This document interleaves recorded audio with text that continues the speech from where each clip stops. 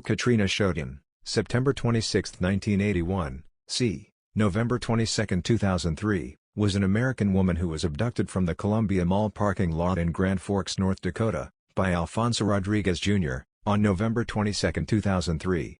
Her disappearance and murder garnered great media coverage throughout the United States and prompted the creation of the Dru Sjodin National Sex Offender Public Registry. At 4 p.m. on Saturday, November 22, 2003, Sjodin, a 22-year-old college student at the University of North Dakota and Gamma Phi Beta sorority member, finished her shift at the Victoria's Secret store located in the Columbia Mall in Grand Forks, North Dakota.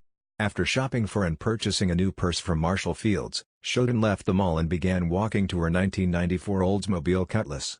During this time, Sjodin was speaking with her boyfriend, Chris Lang, on her cell phone.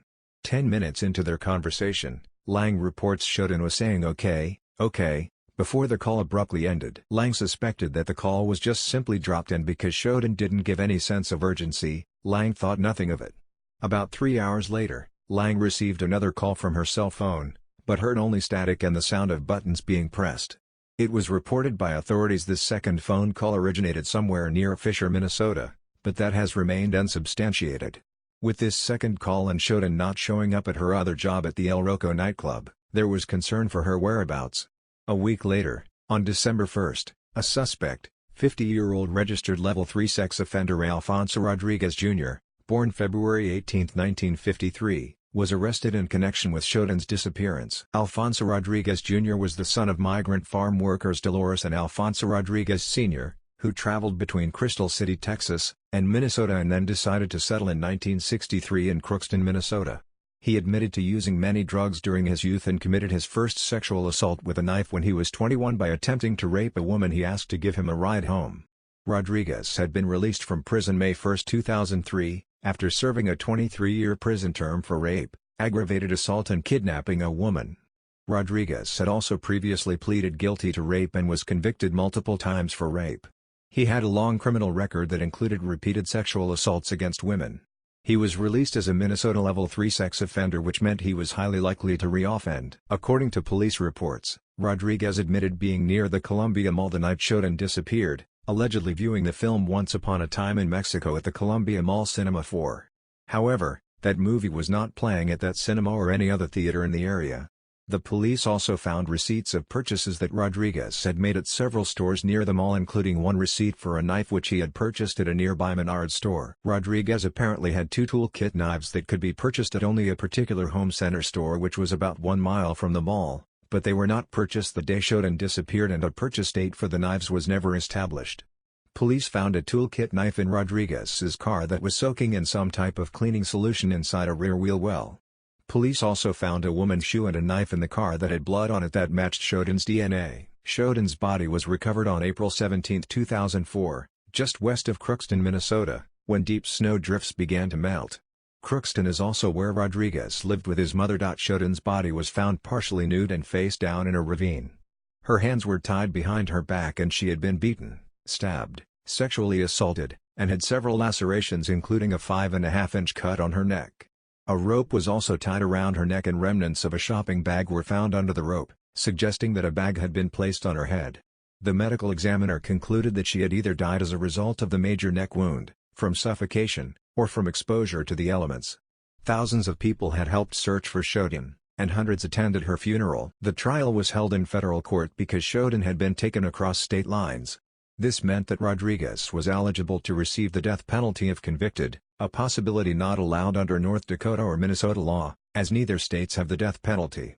It was the first death penalty case in a century to take place in North Dakota. U.S. Attorney Drew Wrigley and Assistant U.S. Attorneys Keith Reisenauer and Norman Anderson prosecuted the case against Rodriguez.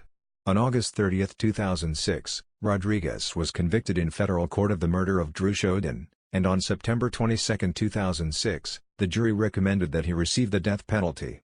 On February 8, 2007, Rodriguez was formally sentenced to death by U.S. District Judge Ralph Erickson. He is imprisoned at United States Penitentiary, Terre Haute, Indiana. Judge Erickson arranged that Rodriguez would be executed in South Dakota. Rodriguez maintains that he is innocent.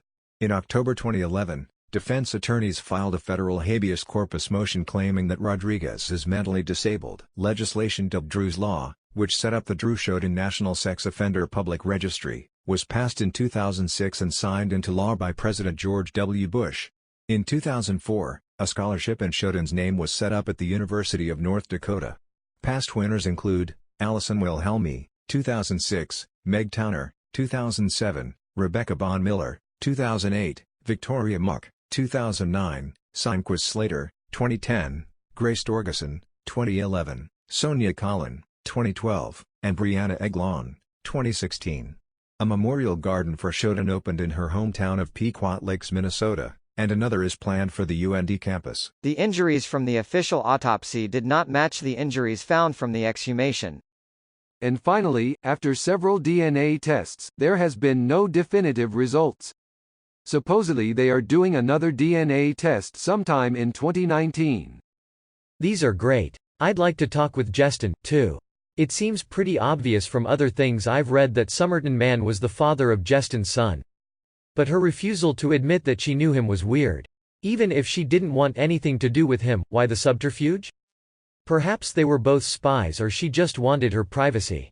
It'd be interesting to hear her version of events. This is great. I hadn't thought of her case. It'd be interesting to know if that person could add any new information to what little we know. I live not far from this area and have never heard of this case. I wonder if cell phones were tracked. I can't believe they are still missing. So incredibly sad. So, what's your theory on what happened? Share your thoughts in the comments below. If you enjoyed this, please give it a thumbs up and subscribe.